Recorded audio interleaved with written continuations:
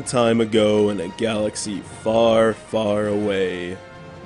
Oh, those words. How happy I am that they still grace the introduction of every Star Wars game in the style of the great film series that makes George Lucas a wealthy man today. Some games are hit or miss, and such is the case with the release of a flight simulation adventure that has generally earned high marks.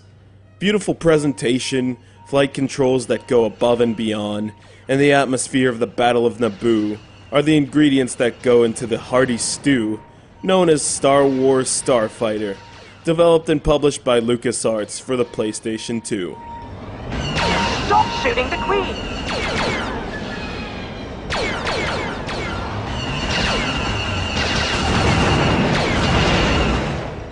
From the beginning, you are immersed into the Star Wars experience as you follow the story and take control of N1 Naboo starfighter pilot Reese Dallows.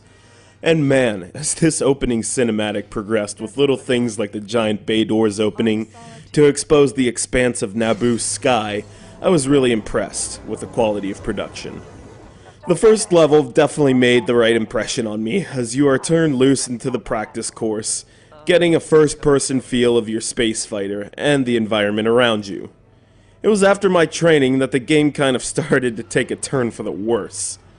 The first actual mission will have you playing bodyguard to the Royal Naboo starship against Trade Federation scarabs buzzing like bees around a hive, trying to blast away at Queen Amidala.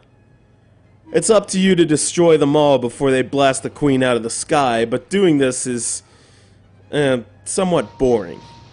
You just lay on the X button and hope that you hit each target in your crosshairs, and if you miss, it's likely that the scarab will fly by and you'll have to turn around, which may turn your stomach after a while.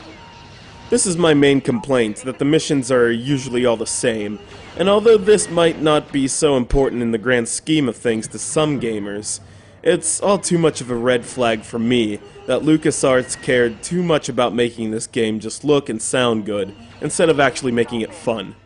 Not to mention the fact that overlooking such a trait decreases the time needed to beat the game drastically. Since such a commentary may not resonate well with some fans, I will elaborate on the strengths of Star Wars Starfighter.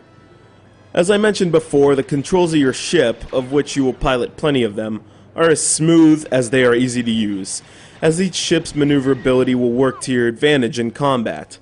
And as far as the sound goes, let's not forget that John Williams provides another score that puts you in the mood for sci-fi space combat more than anyone else could.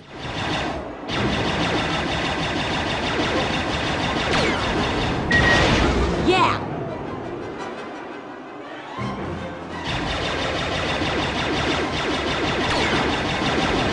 The battles you will take part in feel absolutely real, your allies and enemies alike flying at their own pace, chasing each other through the cold of space.